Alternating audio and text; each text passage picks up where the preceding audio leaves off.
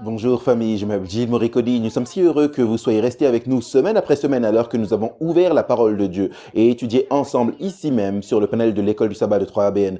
Nous sommes à la leçon numéro 13 alors que nous étudions l'évangile de Marc. Cette leçon est une leçon incroyable, le Seigneur ressuscité. Si vous souhaitez votre propre copie du guide d'études bibliques pour les adultes, vous pouvez aller sur 3abnsabbatschoolpanel.com et la télécharger. Alors préparez-vous, ce sera une excursion passionnante à travers la parole de Dieu.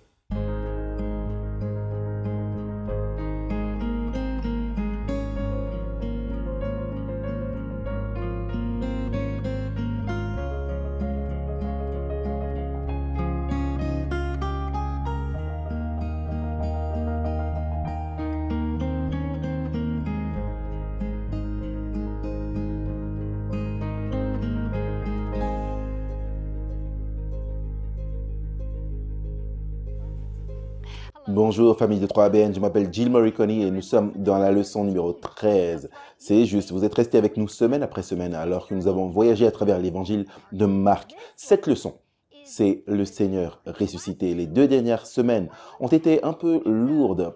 C'est un sujet parfois douloureux alors que nous contemplons la crucifixion de Jésus et ce qu'il a enduré physiquement et mentalement pour nous. Mais il n'est pas resté dans le tombeau. Il est ressuscité. Et nous allons regarder cela cette semaine. J'aimerais vous rappeler que si vous souhaitez votre propre copie de nos notes, elles sont toutes différentes parce que nous sommes tous différents.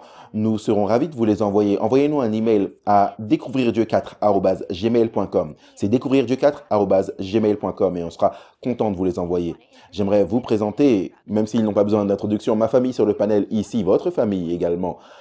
Pasteur James Rafferty, c'est bon d'être ici. Jill, j'ai la leçon de lundi et la pierre fut roulée. Amen. Ma sœur en Christ, Shelly Quinn, je suis contente d'être ici. Mardi, c'est les femmes au tombeau. Amen. Un de mes chanteurs préférés dans le monde entier, l'évangéliste et le chanteur Ryan Day. Amen. J'ai la leçon de mercredi, parution à Marie et aux autres.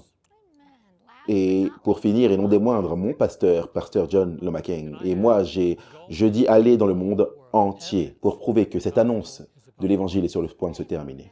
Amen. Ça va être une semaine bien remplie. Et avant même d'ouvrir la parole, nous voulons aller vers le Seigneur pour prier. Pasteur James, veux-tu prier pour nous? Père, j'aimerais simplement te remercier une fois de plus pour cette étude incroyable que nous avons eue dans l'évangile de Marc. Alors que nous le terminons, nous voulons simplement prier pour nos téléspectateurs et nos propres cœurs, alors que nous examinons spécifiquement et plus récemment la mort de Christ, son grand sacrifice pour chaque être humain sur la planète. Et alors qu'on regarde la résurrection, on prie pour que chacun d'entre nous puisse continuer à être ému et dirigé et que nos cœurs soient ouverts au ciel. Guide-nous, envoie-nous ton Saint-Esprit pour qu'il soit avec nous. Nous t'en prions au nom de Jésus. Amen. Alors qu'on regarde au Seigneur ressuscité, si vous étiez avec nous la semaine dernière, vous avez vu que nous avons couvert la crucifixion de Jésus, en fait, avant la crucifixion, puis sa mise au tombeau. Nous avons eu le voile du temple qui a été déchiré en 2 types qui rencontrent l'antitype, le centurion qui déclare vraiment, c'était le Fils de Dieu. Les disciples qui ont été dévastés et leurs cœurs qui ont été dévastés. Cette semaine, nous passons presque des ténèbres à la lumière. Vous voyez, la résurrection n'a pas été une surprise pour Dieu parce que c'était le plan depuis le début. Et Jésus avait essayé d'instruire ses disciples et de leur dire qu'il ressusciterait le 3e jour et pourtant, ils n'avaient pas compris ou saisi. La résurrection était donc une surprise pour eux. Est-ce que vous êtes déjà questionné sur ce que vous croyez? Est-ce que vous avez déjà été dans l'obscurité et aspiré à la lumière? Avez-vous déjà eu du mal à croire quand la lumière est venue? Cette semaine, nous regardons la mise au tombeau de Jésus. Je sais qu'on en a discuté la semaine dernière, mais on va le couvrir à nouveau brièvement. Puis nous examinerons les preuves que Jésus est ressuscité et les femmes et plus tard les autres qui ont vu le Sauveur ressuscité. Et la grande commission, vous et moi, devons aller partager. Vous vous souvenez quand on a commencé le livre de Marc, on a parlé de 2 divisions. Première, qui est Jésus? C'est le Messie. Où est-ce qu'il va? Il va à la croix. Maintenant qu'il est ressuscité, vous et moi avons la grande commission à aller partager, dire aux autres qui est Jésus, ce qu'il a fait et qui il peut être pour eux. Notre texte à mémoriser, c'est Marc 16, verset 6. Il leur dit, c'est l'ange dans le tombeau. Aux femmes, ne vous épouvantez pas, vous cherchez Jésus de Nazareth, qui a été crucifié, il est ressuscité, il n'est point ici. Voici le lieu où on l'avait mis. Donc, dimanche, nous regardons ce contexte. Nous commençons en fait avec Marc 15, verset 42, puis nous irons dans Marc 16. Donc, prenons le verset 42. Le soir étant venu, Jésus venait d'être crucifié, il venait de mourir sur la croix. Le soir étant venu, comme c'était la préparation, c'est-à-dire la veille du sabbat. Jésus est mort à la 9e heure, c'est 15 heures là-bas, le vendredi après-midi. Tous les auteurs de l'évangile conviennent qu'il est mort le vendredi, le jour de la préparation. Il s'est reposé le jour du sabbat, comme le pasteur James l'a si bien souligné la semaine dernière. Ses disciples se sont également reposés le jour du sabbat. Nous voyons cela si vous lisez dans Luc 23, verset 56. Et s'étant retournées, elles se tinrent en repos le sabbat selon le commandement. Point à retenir numéro 1, la mort de Jésus n'a pas aboli la loi de Dieu. Certaines personnes prétendent cela, que la mort de Jésus, oh non, non, nous ne sommes plus sous la loi, Jésus est venu, a été crucifié, sa mort a aboli ça. Maintenant, sa mort a mis fin, on pourrait dire, au système de sacrifice, les lois cérémonielles. On sait, lorsque ce voile du temple a été déchiré en deux, il n'était plus nécessaire d'abattre les agneaux. On attendait avec impatience le Messie à venir, parce que Jésus est venu. Par sa vie parfaite et sa mort substitutive, ces sacrifices n'étaient plus nécessaires. Nous savons que Jésus a pris nos péchés à la croix. Loué soit le Seigneur pour cela. Regardons le verset 43. Arriva Joseph d'Arimathée, conseiller de distinction, qui lui-même attendait aussi le royaume de Dieu. Il osa se rendre vers Pilate pour demander le corps de Jésus. Maintenant, il faisait partie du Sanhédrin. Et Jean nous dit qu'il était un disciple secret de Jésus, mais ici, à ce moment, il a pris son courage à deux mains et il est sorti du placard, pour ainsi dire. Dans le sens qu'avant, il cachait qui il était.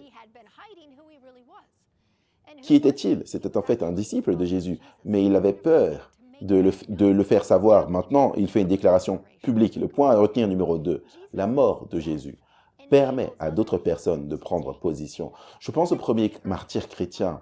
Aurait-il été prêt à être décapité ou à aller à la croix ou aller au bûcher s'il n'avait pas cru en Jésus?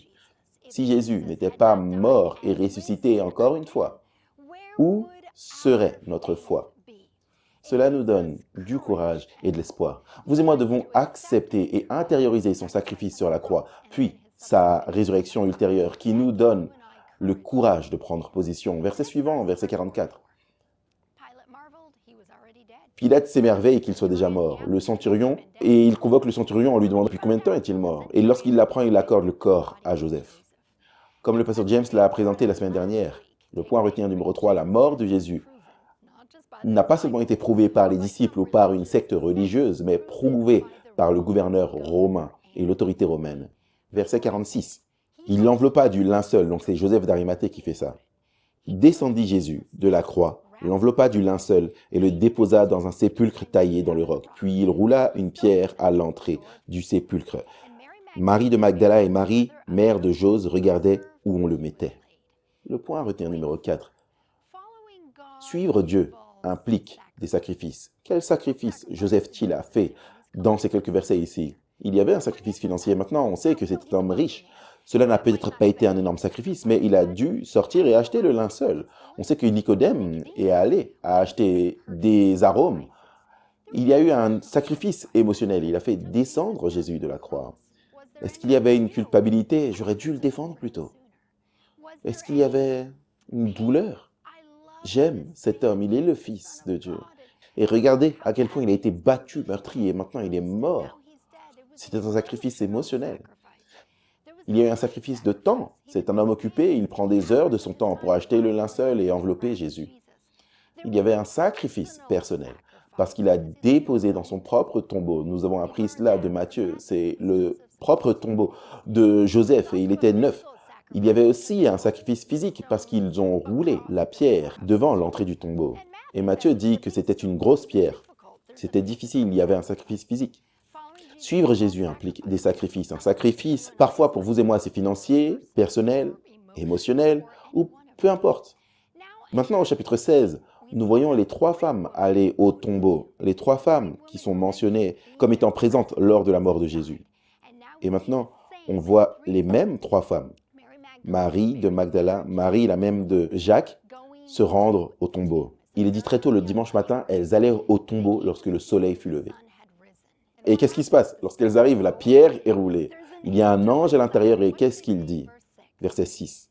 L'ange lui dit, « Ne vous épouvantez pas, vous cherchez Jésus de Nazareth, qui a été crucifié. Il est ressuscité. Il n'est point ici.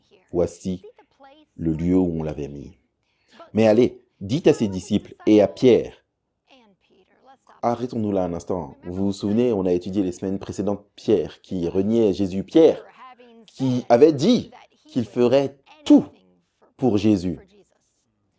Et pourtant, quand les choses sérieuses se sont présentées, les gens ont commencé à critiquer Pierre et à le ridiculiser. Qu'est-ce qui s'est passé?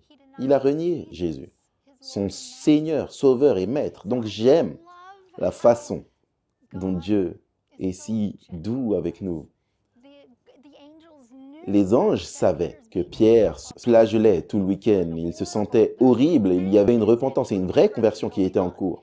Et l'ange dit, dites aux disciples et à Pierre, il s'en va devant vous en Galilée, là vous le verrez, comme il vous l'a dit. Point à retenir numéro 5, suivre Jésus implique de témoigner. L'ange a témoigné à la femme, aux femmes. Qu'est-ce qu'il a dit? Il est ressuscité, il n'est pas ici. Les femmes devaient témoigner aux disciples et à Pierre. À tout moment que vous et moi rencontrons Jésus, à tout moment que vous et moi faisons l'expérience de Jésus et que nous sommes vraiment convertis, nous ne pouvons nous empêcher de témoigner de sa bonté, de sa grâce et de sa puissance. Maintenant, de nombreux chrétiens, commençant probablement au 2e siècle après Jésus-Christ, ont commencé à dire « Jésus était ressuscité le dimanche ».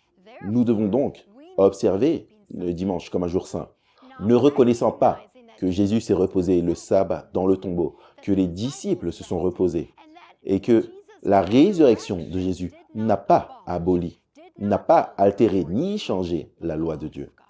En fait, cela m'étonne lorsque vous lisez le Nouveau Testament. Vous voyez le symbolisme du baptême dont le pasteur John a parlé.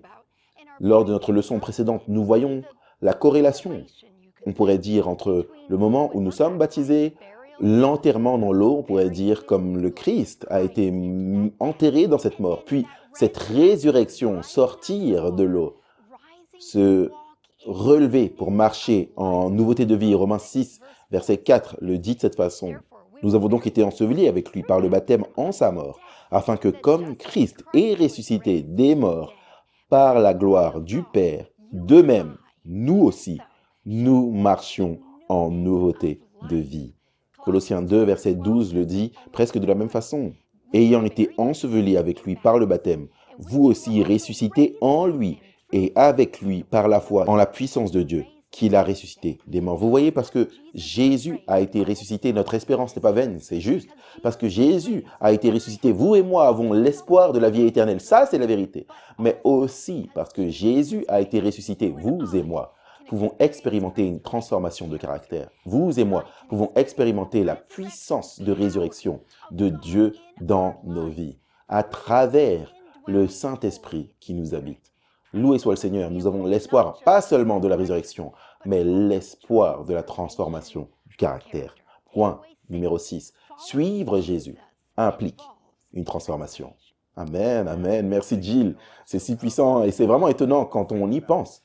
L'idée que lorsque les disciples ont déposé le corps de Christ dans le tombeau, ils se sont reposés le 7e jour selon le commandement. C'est juste là, dans le contexte. Je m'appelle James Rafferty et j'ai la leçon de lundi qui est intitulée « La pierre fut roulée ». Ce qu'on fait dans cette leçon, c'est que nous comparons Marc 16, 1 à 8 avec 1 Corinthiens 15, 1 à 8. Donc Marc 16, 1 à 8 et 1 Corinthiens 15, 1 à 8. Et nous allons voir ce que ces passages ont en commun. Commençons par Marc 16, 1 à 8, réitérant cette belle image du tombeau vide, la pierre roulée et le tombeau vide. Lorsque le sabbat fut passé, Marie de Magdala et Marie, mère de Jacques et de Salomé, achetèrent des aromates afin d'aller embaumer Jésus.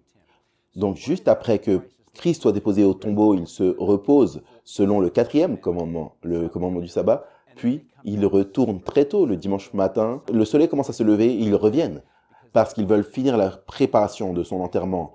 Elles veulent finir de s'occuper de son corps avec les aromates. Et alors qu'elles arrivent, le verset 2 nous dit, le premier jour de la semaine, elles se rendirent au sépulcre de grand matin, comme le soleil venait de se lever. Elles se disaient entre elles, qui nous roulera la pierre loin de l'entrée du sépulcre?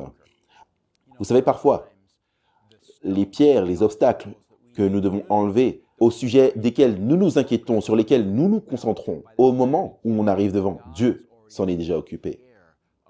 Et c'est ce que nous trouvons ici avec ces deux femmes. Alors qu'elles viennent pour oindre le corps de Christ, elles ont trouvé, au verset 4, en levant les yeux, elles aperçurent que la pierre qui était très grande avait été roulée. Donc, parfois, les problèmes au sujet desquels on s'inquiète, Dieu s'en occupe avant qu'on puisse avoir à y faire face. Elles entrèrent dans le tombeau et virent un jeune homme assis à droite. Donc le seul obstacle a disparu, mais maintenant il y a un autre problème auquel elles sont confrontées, c'est que le tombeau est vide. Elles pensent que c'est un problème que le tombeau soit vide. Elles pensent que c'est un problème qu'elles ont, mais ce n'est pas vraiment un problème. Un jeune homme assis à droite vêtu d'une robe blanche, et elles furent épouvantées, elles ont peur. Et il leur dit, ne vous épouvantez pas. J'aime ça parce que, encore et encore, dans la Bible, nous avons cette assurance qui vient vers nous. N'ayez pas peur, ne craignez pas, je gère. Vous devez vous concentrer sur moi, ne vous concentrez pas sur le problème ou le problème que vous pensez avoir tant de fois. En tant que croyants, nous pensons que nous avons un problème qui se transforme en bénédiction. Et c'est ce que nous allons voir ici, dans cette situation. Leur supposé problème devient en fait une bénédiction pour eux. La plus grande bénédiction qui ne soit jamais tombée sur la race humaine. La bénédiction d'un tombeau vide. Jésus-Christ est ressuscité. Et il leur dit, ne vous épouvantez pas. Vous cherchez Jésus de Nazareth qui a été crucifié, oui? Il est ressuscité, il n'est point ici. Voici le lieu où on l'a mis. Mais allez dire à ses disciples et à Pierre qu'il vous précède en Galilée. C'est là que vous le verrez comme il vous l'a dit. Maintenant, ils peuvent à peine croire cela parce que si vous vous souvenez, ils ont tous abandonné Christ. Peut-être pas les femmes, mais le message qui est donné aux disciples, c'est que ces disciples doivent rencontrer Christ. Il va les précéder en Galilée. Ils l'ont abandonné. Jésus savait cela dans Matthieu 26. Il dit que Jésus leur a dit, vous allez me renier, je ne vais pas vous renier. Vous allez me quitter, je ne vais pas vous quitter. Je vais vous précéder en Galilée. Il leur donne l'assurance de son amour, de son acceptation, avant même qu'ils ne l'abandonnent. Et c'est le message de l'Évangile, que Dieu a pris en charge notre problème du péché. Jésus-Christ est mort pour nous. Dieu a tant aimé le monde qu'il a donné son Fils unique. Il s'est occupé du problème du péché avant même que nous soyons croyants, alors que nous étions impies, alors que nous étions ennemis de Dieu. Romains chapitre 5 nous le dit. Et ainsi, elles sortirent, verset 8, du sépulcre et s'enfuirent. La peur et le trouble les avaient saisies et elles ne dirent rien à personne à cause de leur effroi.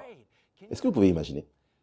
Est-ce que vous pouvez imaginer l'implication de ceci? Ça, c'est la meilleure nouvelle dans le monde. C'est l'Évangile, c'est la fondation de l'Évangile. Vous voyez cela lorsqu'on regarde au verset qu'on compare 1 Corinthiens 15, et elles ont peur de le prêcher, elles ont peur de le dire, et alors qu'elles commencent à le dire aux disciples, supposément ceux qui sont censés avoir suivi Christ depuis 3 ans et demi, ceux qui ont cru en lui, lorsqu'elles commencent à leur dire, ils ne croient même pas, ils pensent que c'est une bêtise, ils pensent que c'est fou. Ces femmes, il y a quelque chose qui ne va pas avec elles, il y a quelque chose qui ne fonctionne pas avec leur esprit. C'est ainsi que l'Évangile a commencé. Vous pouvez imaginer le monde entier déchu. Là, ils regardent et ils se disent, waouh, si c'est comme ça que ça a commencé, alors comment est-ce qu'on va finir cette chose? Mais Jésus-Christ, la foi de Jésus-Christ en ses disciples est inébranlable, pas vrai? Il va les précéder, il va les préparer pour les conflits à venir. 1 Corinthiens chapitre 15, 1 à 8, regardons ces versets. J'aime ces versets parce que ces versets viennent de Paul, qui était un apôtre appelé hors du temps. Vous savez, les disciples, lorsqu'ils ont perdu Judas, ils l'ont remplacé par Matthias. Et on n'entend plus jamais parler de lui. Mais quand vous regardez la situation dans son ensemble, je pense en fait que Paul est celui que Dieu avait appelé parce que Jésus a appelé les 12 disciples à l'exception de Judas. Judas est en quelque sorte appelé lui-même, si vous comparez les évangiles, mais Jésus a bien appelé Paul. Personnellement, individuellement, il a appelé Paul. Donc Paul, dans mon esprit, sera ce 12e apôtre, dont le nom sera là dans les fondations de la ville de Dieu. Vous savez, les noms des 12 apôtres là. Je pense que Paul va être l'un d'entre eux. 1 Corinthiens 15, 1. Je vous rappelle, frères, l'évangile que je vous ai annoncé, que vous avez reçu, dans lequel vous avez été préservés et par lequel vous serez sauvés, si vous le retenez tel que je vous l'ai annoncé. Autrement, vous aurez cru en vain. Ça, c'est puissant parce que vous regardez cela. Vous réalisez ici qu'à ce moment-là, au moment où Paul prêche l'évangile, c'est quelque chose qu'ils croient, c'est quelque chose qui leur a été déclaré, c'est quelque chose qu'ils gardent en mémoire, c'est quelque chose qui est le fondement de leur expérience. Ce n'est pas quelque chose dont ils ont peur, ce n'est pas quelque chose par lequel ils sont choqués, ce n'est pas quelque chose qu'ils ne savent pas quoi faire avec, mais c'est quelque chose qui les émerveille, c'est quelque chose qui pose le fondement de tout ce qui vient. Je vous ai enseigné avant tout, comme je l'avais aussi reçu, que Christ est mort pour nos péchés selon les Écritures, qu'il a été enseveli, verset 4, et qu'il est ressuscité le troisième jour selon les Écritures. Il n'y a pas de gêne ici, ces gars sont à fond, Paul est à fond. Il est entièrement tourné vers l'évangile. Pourquoi? Parce que c'est le fondement. Et les rudiments de l'évangile, parce qu'en réalité, l'évangile, c'est la Bible entière de la Genèse à l'Apocalypse. Mais il y a des rudiments, il vous faut commencer quelque part. Et le fondement de base de l'évangile, c'est la vie, mort, mise au tombeau et résurrection de Jésus, qui est fondamental. L'évangile éternel, Apocalypse 14, nous appelle à l'évangile éternel, la vie, la mort et la résurrection de Jésus. C'est le fondement de cet évangile éternel. Et tout le reste découle de cela. Une fois que nous avons cet évangile, nous avons tout ce dont nous avons besoin pour embrasser toute la lumière que Dieu veut nous donner. Et qu'il est apparu à Céphas, puis au 12, verset 5. Ensuite, 6, il est apparu à plus de 500 frères à la fois, dont la plupart sont encore vivants et dont quelques-uns sont morts. Et ensuite, il est apparu à Jacques, puis à tous les apôtres. Après eux tous, il m'est aussi apparu à moi. Verset 8, comme l'avorton. Pourquoi est-ce que Paul mentionne toutes les différentes personnes qui ont vu Jésus ressuscité? Parce que cela fait partie des preuves du fondement de l'évangile. Vous voyez, l'histoire de la résurrection apparaît dans chacun des évangiles.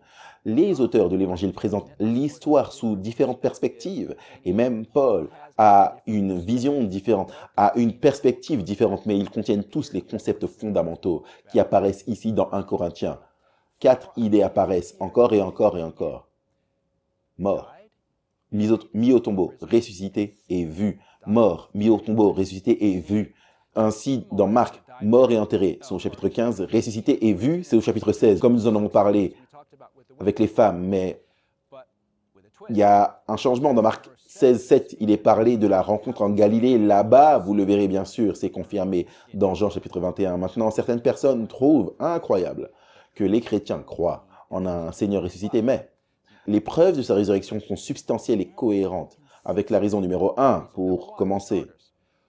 Tout ce qu'il vous faut croire, c'est croire en un Dieu créateur. Si vous croyez en la création, alors il n'est pas impossible qu'il y ait une résurrection. Je veux dire, Dieu a créé le monde à partir de rien. Donc la résurrection est raisonnable quand vous croyez en un Dieu créateur. Deuxièmement, le tombeau était assurément vide. Même les historiens athées acceptent ce fait. Et si nous ne l'acceptons pas, les affirmations concernant la résurrection tombent dès le début. La résurrection, de quoi vous parlez? Il y a le tombeau là, il y a le corps. Ça aurait fini là. Mais ce n'est pas le cas. Numéro 3. Les explications selon lesquelles les disciples ont volé le corps ne fonctionnent pas parce que les disciples n'auraient pas pu passer devant les gardes, ils n'auraient pas pu passer devant les Romains. Il leur aurait été impossible d'accéder à ce corps. Puis, de nombreuses personnes ont témoigné du Christ ressuscité, donc vous avez tous ces témoins. Et enfin, comment expliquer la montée de l'Église chrétienne, fondée par des gens qui affirment avoir vu un Seigneur ressuscité et qui sont prêts à mourir pour cette affirmation? Si c'était un mensonge, est-ce qu'on est prêt à mourir pour un mensonge? Moi, je ne pense pas. Alors, nous avons là les preuves, le fondement de l'évangile éternel. Apocalypse, chapitre 14. Il est temps de le proclamer. Amen. Merci, pasteur James. Il est ressuscité. Nous pouvons baser notre foi là-dessus. N'allez nulle part. Nous allons faire une courte pause et nous revenons tout de suite.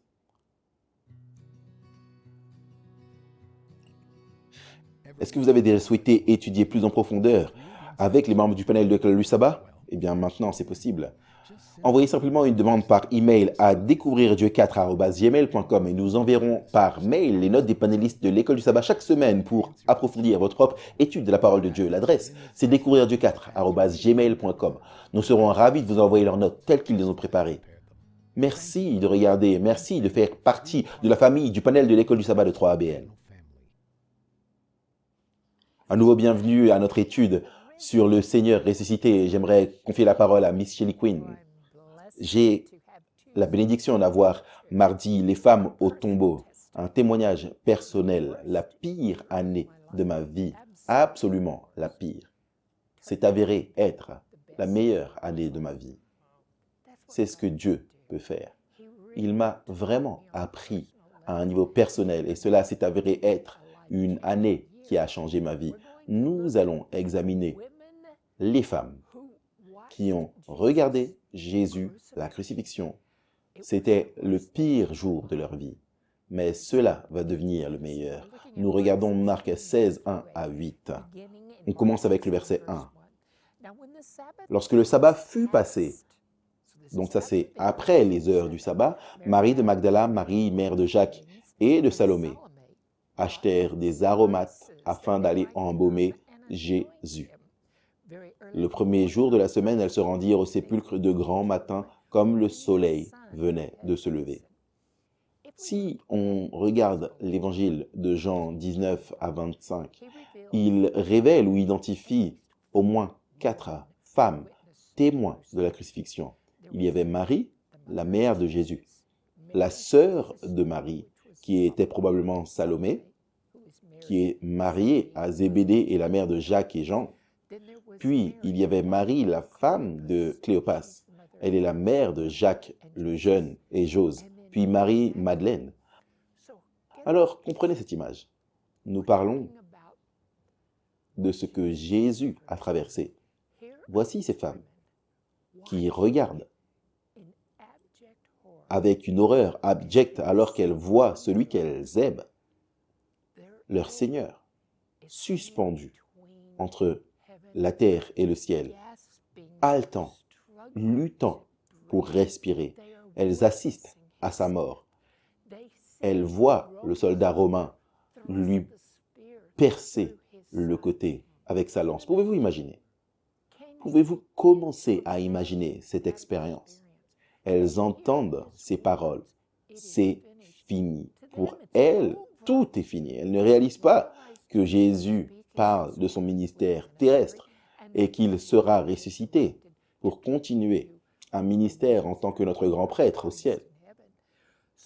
Alors, vendredi après-midi, leur espoir a été piétiné et elles ont vu, alors que son corps a été retiré de la croix et déposé dans le tombeau, Marc 15, 47, Marie, Madeleine et Marie, la mère de Jose, ont observé où il a été déposé. Les Juifs n'embaument pas leurs morts, ils les enveloppent dans un tissu parfumé. Alors les femmes sont impatientes de montrer leur amour, leur respect pour Jésus. Elles regardent où il est déposé et maintenant, elles vont entrer chez elles. Elles veulent préparer des épices. Et c'est ce qu'elles font, elles préparent les épices qu'elles ont, les aromates qu'elles ont à la maison, avant le début du sabbat. Mais ensuite, il est dit dans Luc 23, 56, « Et s'étant retournées, elles préparèrent des aromates et des parfums. » Qu'est-ce qu'elles font? Elles se reposent au jour du sabbat, selon le commandement. Oh, comment il est évident que Jésus n'a jamais rien dit sur le changement des 10 commandements, sur changer. Si il a écrit ça avec ses propres doigts sur une pierre, s'il allait changer ce commandement, il l'aurait déclaré sur tous les toits. Donc, voici ce qui se passe. Elles préparent les quelques épices, les quelques aromates qu'elles ont sous la main, puis elles se reposent. Quelle quantité de repos pensez-vous qu'elles ont eu ce sabbat-là? Je n'imagine pas que ce fut un sabbat très reposant, rafraîchissant pour elles. Pouvez-vous imaginer les femmes toute la nuit, toute la journée? Elles soupirent, elles pleurent. Leur cœur se sent écrasé. Elles ont vu celui qu'elles aiment se faire tuer. Elles sont en détresse, découragées, déprimées. Juste l'horreur des événements. Elles n'ont pas pu sauter les images de son corps brisé et meurtri sur la croix de leur tête.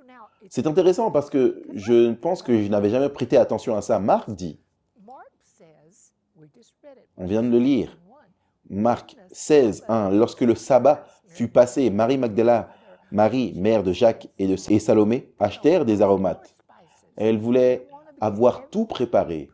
Et très tôt, le dimanche matin, elles sortent pour aller au tombeau, pour accomplir cette œuvre d'amour. Vous savez,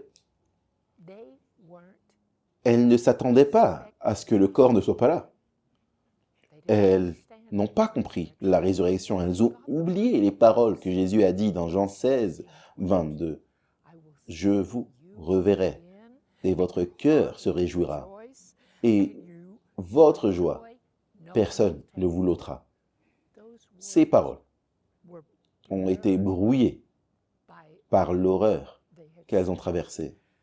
Alors nous voyons dans Jean chapitre 20, verset 1, il est dit que Marie-Madeleine arriva au tombeau la première. Il faisait encore noir. Probablement, elle était partie avant le reste des autres femmes et est sortie seule. Mais maintenant, continuons dans Marc 16, verset 3. Elle disait entre elles, « Qui nous roulera la pierre loin de l'entrée du sépulcre ?» Donc, on peut les imaginer marcher et elles ont leurs aromates, leur cœur est lourd. Puis là, quelqu'un dit, « Oh, je les avais vus rouler cette pierre, mais qui va nous l'ôter ?» Elle ne savait pas qu'elle avait été scellée. Elle ne savait pas qu'un garde avait été posté. Tout ce qu'elle savait, c'est qu'il y avait une grosse pierre. Et elle se disait, « Il n'y a pas d'homme avec nous et cette pierre est lourde, comment on va faire ?» Verset 4. « Et levant les yeux, elles aperçurent que la pierre, qui avait été très grande, avait été roulée. » Vous savez quoi? La pierre n'a pas été roulée juste pour laisser Jésus sortir. C'était pour laisser les témoins également entrer. Et elles entrèrent dans le sépulcre, virent un jeune homme assis à droite, vêtu d'une robe blanche. Et elles furent épouvantées. Elles ont été accueillies par un ange. Luc nous dit qu'il y avait 2 anges, mais Marc se concentre sur l'ange qui leur a parlé et leur dit la merveilleuse vérité de l'Évangile, que nous servons un Sauveur ressuscité. Marc 16. L'ange, leur dit, « Ne vous épouvantez pas, vous cherchez Jésus de Nazareth qui a été crucifié, il est ressuscité. Il n'est point ici. Voici le lieu où on l'avait mis. Mais allez dire à ses disciples et à Pierre qu'il vous précède en Galilée. C'est là que vous le verrez comme il vous l'avait dit. » Elles sortirent du sépulcre et s'enfuirent. La peur et le trouble les avaient saisies. Et elles ne dirent rien à personne à cause de leur effroi. Donc, qu'est-ce qui est dit ici? Elles sont accablées par la présence de l'ange et pendant un petit moment, elles ne pouvaient même pas en parler. Nous lisons dans l'Évangile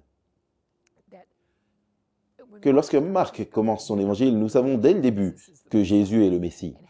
Et à mi-chemin du livre, Pierre proclame qu'il est le Messie. Mais Jésus a protégé son identité afin qu'il puisse achever son ministère selon les délais de Daniel. Marc 1, 44, il dit aux Hébreux, « Ne le dis à personne. » Sur ta guérison, Marc 5, 43, il dit à Jairus et à sa femme, « Ne dites à personne que j'ai ressuscité votre fille. » Marc 7, 36, il dit à un groupe de ne pas parler aux gens de la guérison de l'homme sourd et muet. Marc 8, verset 30 et 9 et verset 9, il leur donne à ses disciples de ne pas dire qu'il est le Messie. Maintenant, les femmes savent qu'il est ressuscité des morts et elles sont incroyables et elles ont peur, elles fuient le tombeau et elles ne parlent pas au début, mais leur silence n'a pas duré longtemps. Écoutez Marc 16, verset 20. « Et eux étant partis prêchèrent partout, le Seigneur coopérant avec eux et confirmant la parole par les signes qui l'accompagnaient. » Cela brise le motif du secret, le fait qu'ils devaient garder le silence par rapport à ce que Jésus faisait. 1 Pierre 3, 15 dit ceci, « Nous ne pouvons nous taire sur ce que Dieu a fait. » Il est dit, « Sanctifiez le Seigneur dans vos cœurs et soyez toujours prêts à répondre, mais avec douceur et crainte, à quiconque vous demande raison de l'espérance qui est en vous. » Nous sommes les ambassadeurs de Dieu. Nous implorons, pour ainsi dire, les gens au nom de Jésus-Christ. Soyez réconciliés avec Dieu. Nous devons être une lettre écrite dans le cœur, mais nous devons sortir et dire au monde que Jésus-Christ est ressuscité. Amen. Amen. Dieu soit loué. J'aime ça. Ryan Day, j'ai la leçon de mercredi intitulée « Parition à Marie et aux autres ». Nous allons passer directement au chapitre 16. Nous allons lire les versets 9 à 20. Et je vais faire quelques commentaires tout le long alors qu'on lit, parce que alors que je lisais ce passage, plusieurs choses me sont venues à l'esprit. Alors que je construisais cette leçon, j'aimerais partager ça avec vous. Je pense que ce sera également utile. Donc, on va commencer avec le verset 9. Marc, chapitre 16. Jésus étant ressuscité le matin du premier jour de la semaine apparut d'abord à Marie de Magdala, de laquelle il avait chassé 7 démons. Elle alla emporter la nouvelle à ceux qui avaient été avec lui et qui s'affligeaient et pleuraient. Quand ils entendirent qu'il vivait et qu'elle l'avait vu, ils ne le crurent point. Remarquez comment ce thème revient sans cesse. Après cela, il apparut sous une autre forme à 2 d'entre eux. On sait que ces 2 hommes, ce sont ceux qui avaient été avec lui sur la route d'Emmaüs, Luc 24. Il apparut sous une autre forme à 2 d'entre eux qui étaient en chemin pour aller à la campagne. Ils revinrent l'annoncer aux autres, qui ne le crurent pas non plus.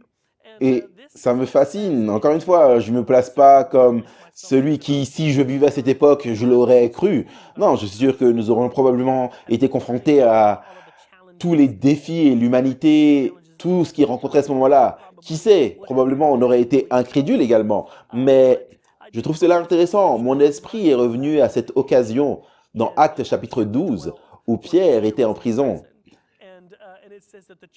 Et il est dit que l'Église était en prière pour lui. Et ensuite, le Seigneur a répondu à leur prière. Il a envoyé un ange et les fait sortir de prison. Il se présente à sa famille. En fait, non, c'était la maison de la mère de Marc, l'auteur de cet évangile. C'était la maison de la mère de Jean-Marc, où il y avait un groupe de chrétiens, là, en prière active, à ce moment-là, qui priaient pour Pierre. Il vient, il frappe à la porte. La petite fille ouvre la porte. Elle dit, Pierre est à la porte.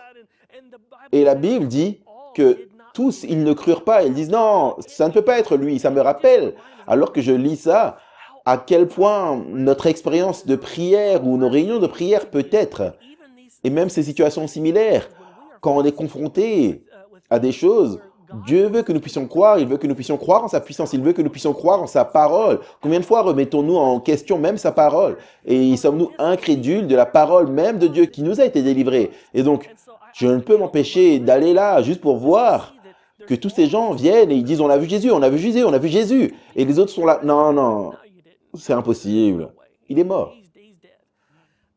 Verset 14, dans Marc chapitre 16. Enfin, il apparut aux 11 pendant qu'ils étaient à table, et il leur reprocha leur incrédulité et la dureté de leur cœur, parce qu'ils n'avaient pas cru ceux qu'il avait vus ressusciter.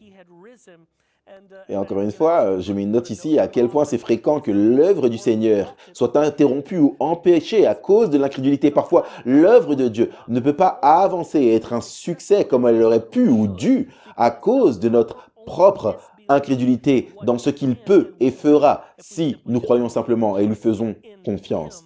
Et bien sûr, plus tard, nous avons au verset 15 une transition vers la grande commission. Ce qui est intéressant, c'est que Marc, encore une fois, nous savons que c'est un évangile très rapide. Il appuie en quelque sorte sur le bouton avance rapide et il traverse, il touche tous les points clés. Donc, on transitionne vers la grande commission. Il est dit là. Puis, il leur dit, allez par tout le monde et prêchez la bonne nouvelle à toute la création. Regardez encore une fois, on revient à la même chose. Celui qui croira et qui sera baptisé sera sauvé. Mais celui qui ne croira pas sera condamné.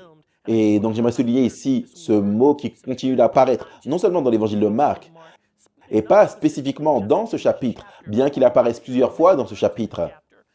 Ce mot « croire » qui apparaît souvent tout au long des évangiles, dans le grec original, c'est le mot « pistouo », qui, lorsque vous creusez vraiment profondément et vous essayez de comprendre, ça signifie croire. Assurément, la Bible dit que le diable et ses démons croient et tremblent. Pas vrai?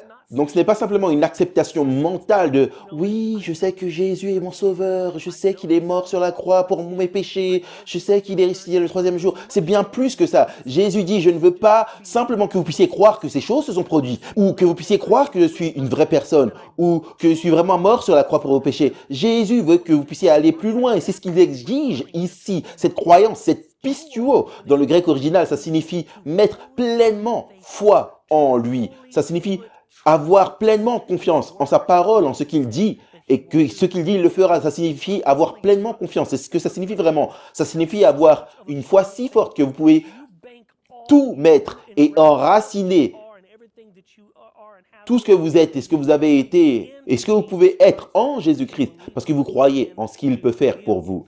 Donc cela, encore une fois, ça m'a ramené à Jean chapitre 20 qui est le même passage parallèle. Il a rencontré les 11. Jean chapitre 20, j'aime ce passage ici parce que la rencontre qu'il a avec Thomas, lorsque les autres ont dit à Thomas qu'il a été ressuscité, Thomas dit « Ah non, non, désolé les gars.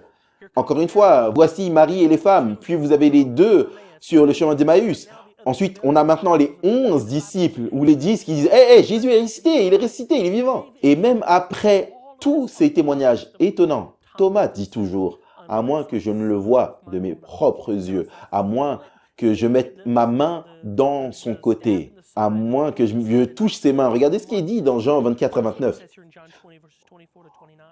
Or, Thomas, l'un des 12, appelé Didyme, n'était pas avec eux quand Jésus vint. Les autres disciples donc lui dirent « Nous avons vu le Seigneur !» Mais il leur dit « À moins que je ne voie en ses mains la marque des clous et que je ne mette mon doigt dans la marque des clous et que je mette ma main dans son côté, je ne le croirai point. » C'est des paroles fortes.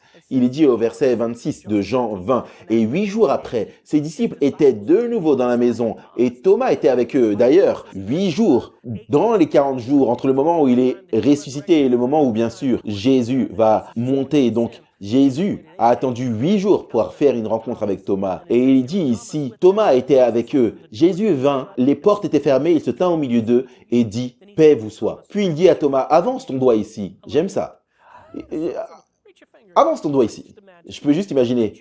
Avance ton doigt ici et regarde mes mains. Avance aussi ta main et mets-la dans mon côté. Et ne sois pas incrédule, mais croyant. En d'autres termes, je pourrais juste imaginer Jésus dire à sa propre manière, « Thomas, quand est-ce que tu vas apprendre à me faire confiance? Quand est-ce que tu vas apprendre à faire confiance à ma parole, Thomas?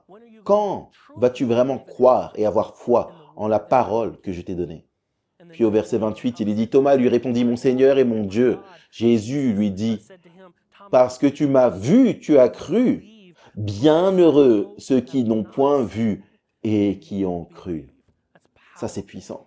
C'est puissant. Beaucoup d'entre nous, on peut dire, on n'a jamais vu Jésus en personne, on n'a jamais vu les miracles qu'il a fait à cette époque, nous n'avons jamais entendu sa voix audible. Mais vous savez, la bénédiction que nous pouvons dire, c'est que même si, d'une manière très tangible, nous n'avons pas expérimenté ces choses que nous lisons dans les Écritures, bénis sommes-nous qui croyons et avons confiance en Jésus et en sa parole, même en ces temps. J'aimerais simplement passer à une partie de la leçon où ça nous ramène réellement aux femmes. J'aime ce que l'auteur a écrit.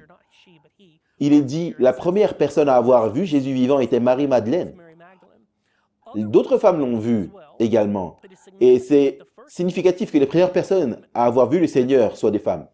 Parce que les femmes dans le monde antique n'avaient pas un statut élevé en tant que témoins. Si l'histoire avait été fabriquée, il aurait été beaucoup plus probable de nommer des hommes comme des premiers témoins. Mais ce ne sont pas des hommes, pas les 12, mais une femme qui va raconter la bonne nouvelle aux disciples. Mais sans surprise, ils ne croient pas en ce témoignage, probablement parce qu'il semble fanatique et aussi, malheureusement, parce que Marie était une femme. Il continue en disant que les apologètes de l'histoire de la résurrection de Jésus ont utilisé ce fait que les femmes, ayant été les premières à être témoins de la résurrection de Jésus, c'est une preuve puissante de la véracité de l'histoire. Vous savez, je peux dire que selon les traditions pharisaïques de l'époque, Jésus était un rebelle. Non pas parce qu'il voulait être un rebelle, mais parce qu'il les a défiés. Comme par exemple, il a appelé un collecteur d'impôts. Qui fait ça, pas vrai? C'était contre leurs règles. Il enfreint les lois traditionnelles créées par l'homme sur le sabbat. Il aborde leurs préjugés, il établit des gentils, il donne le salut aux gentils, il touche des lépreux, des impurs, il mange avec ce que eux appelaient des mains impures, même si ce n'est pas ce qu'il a fait. Et bien sûr, toutes ces choses différentes. Et maintenant, il appelle des femmes à être les premières témoins de l'Évangile. Jésus enfreint toutes les règles de l'époque, en même temps, il essaye de briser ces pensées traditionnelles qui n'étaient pas en harmonie avec les siennes. Il continue en disant, bien sûr, s'ils inventaient l'histoire, pourquoi se serait-il fait paraître avec un jour si mauvais? J'aime ça. Ça correspond parfaitement avec ce que disait Pasteur. Jésus a rendu tout très clair. Il a utilisé les scénarios les plus improbables chez les gens pour provoquer cette vérité. Pourquoi iraient-ils tous mourir pour un tel mensonge? J'aimerais juste appuyer cela. C'est une histoire puissante, en effet. Et c'est puissant de voir que Jésus a utilisé ces femmes pour proclamer. Et il y a une ancienne chanson qui dit « Marie était la première à porter l'évangile ». J'aime cette chanson parce que c'est vrai qu'elle a été la première à partager sur le Sauveur ressuscité. Amen. Merci Ryan. Waouh. La femme dans Genèse, la femme au tombeau, la femme dans Apocalypse. Il y a une certaine cadence à tout cela. Dieu soit loué. Et nous terminons avec « Aller dans le monde entier ». C'est le point culminant des âges, la cadence qui s'est poursuivie de génération en génération. Depuis le jardin jusqu'à la seconde venue de Jésus, l'évangile a résonné à chaque génération, à chaque nation, à chaque langue, à chaque peuple. Et Tite dit que la grâce de Dieu qui apporte le salut est apparue à tous les hommes. Donc, personne ne se tiendrait en présence du Christ le jour de son retour et dirait « je ne savais pas ». La grâce de Dieu est apparue à tous les hommes d'une manière ou d'une autre. Et donc nous commençons dans Marc chapitre 16, versets 14 à 20.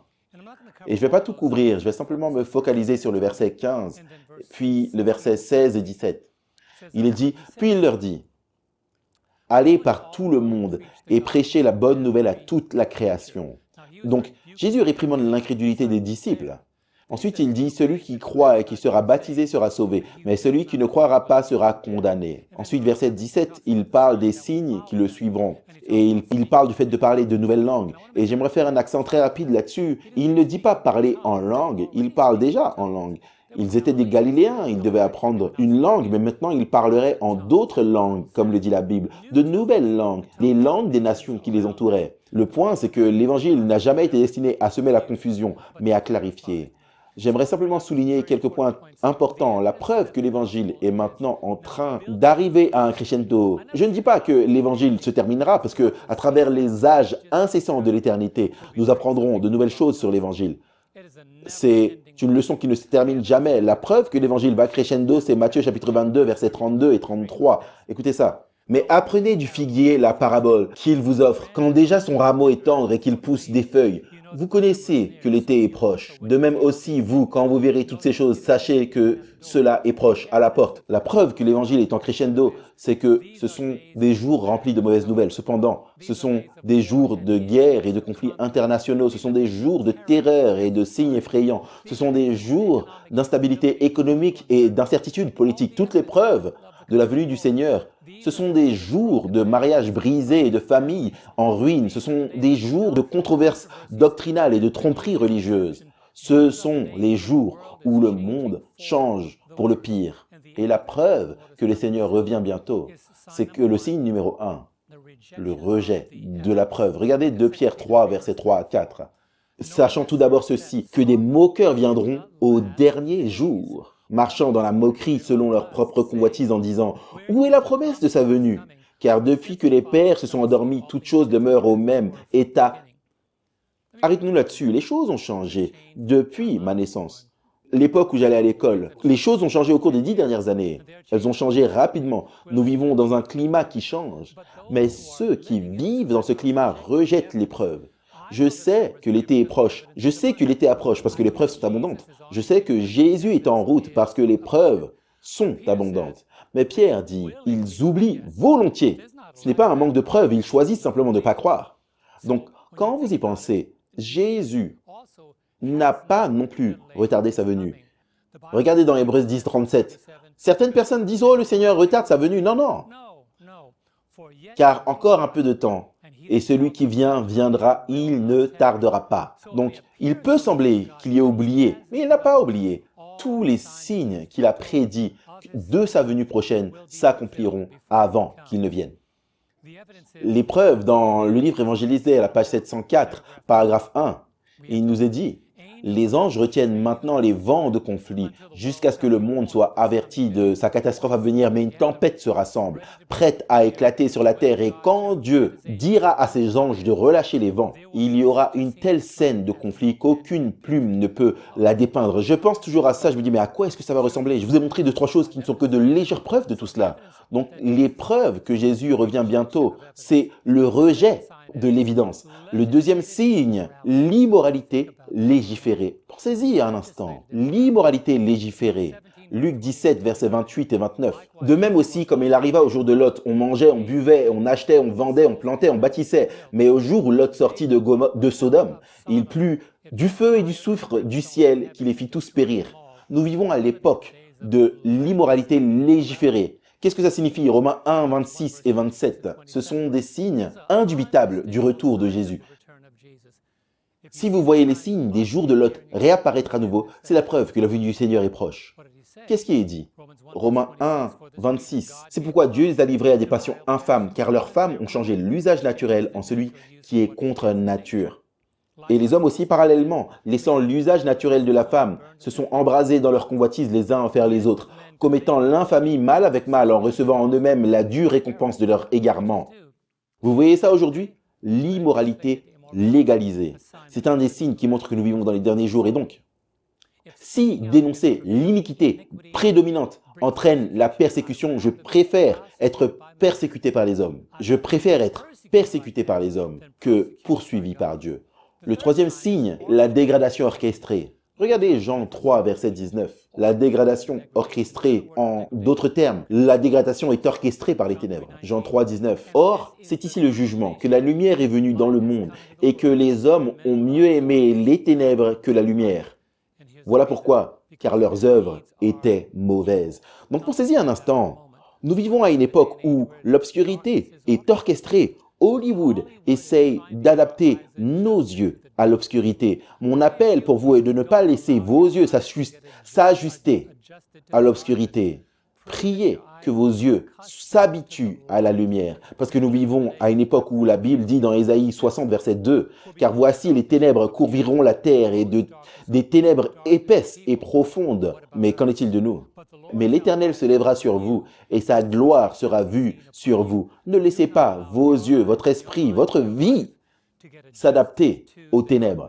Dieu vous appelle à être des enfants de lumière dans une génération de ténèbres. Et regardez ce que David dit dans Psaume 101, verset 3. « Je ne mettrai rien de méchant devant mes yeux.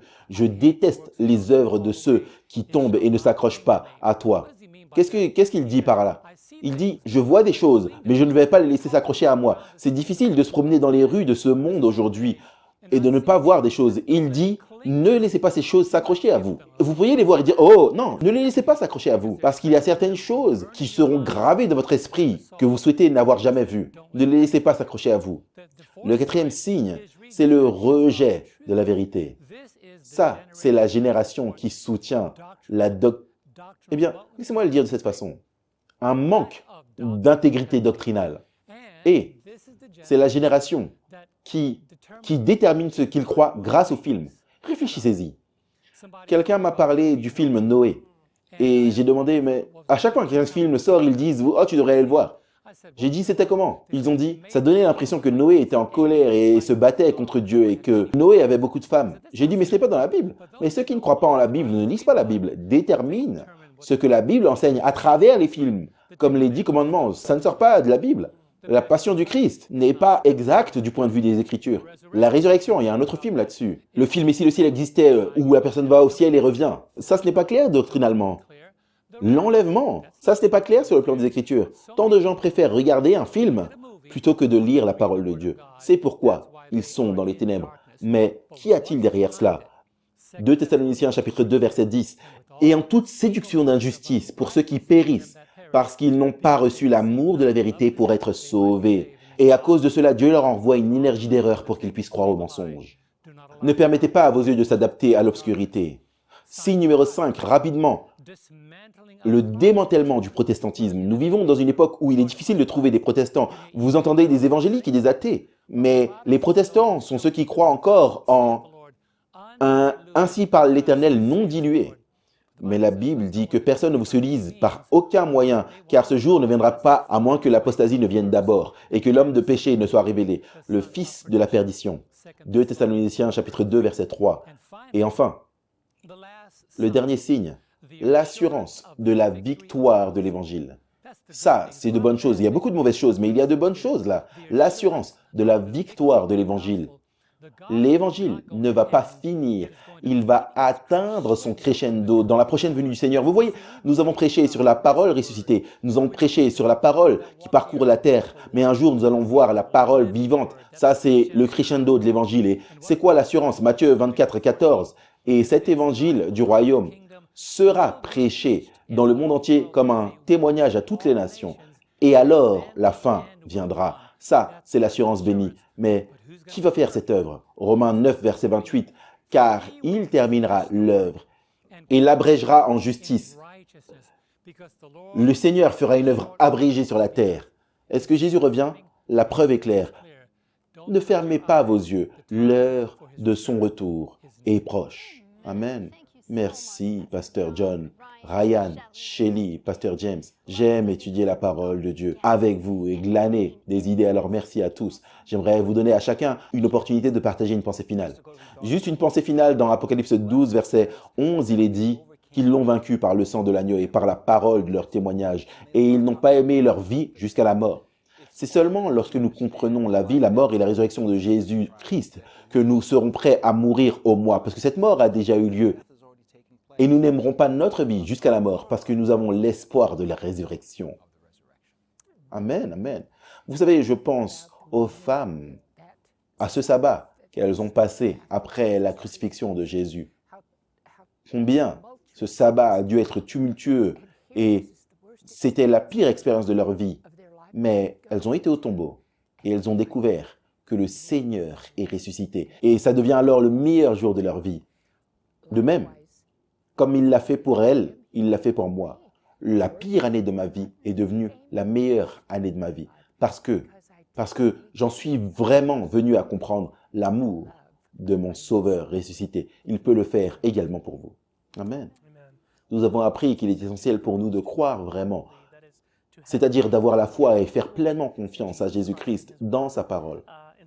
Je vais simplement vous laisser et j'espère que toutes nos prières peuvent être celles de ce Père que nous voyons là, implorer Jésus dans Marc chapitre 9, verset 24, quand il dit « Seigneur, je crois, mais aide mon incrédulité. » Amen. Et en cette heure d'obscurité descendante, il est grand temps de revenir à la lumière.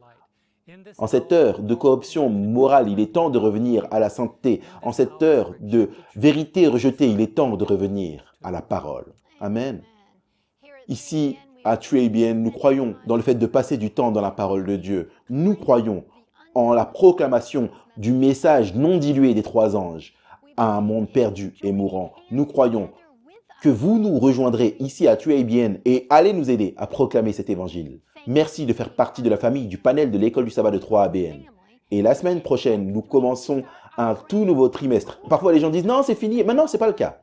Il y aura encore 13 semaines à venir. Le prochain trimestre, nous passons de l'évangile de Marc à l'étude de l'évangile de Jean. Des vérités si incroyables que nous allons découvrir. Alors, rejoignez-nous la semaine prochaine.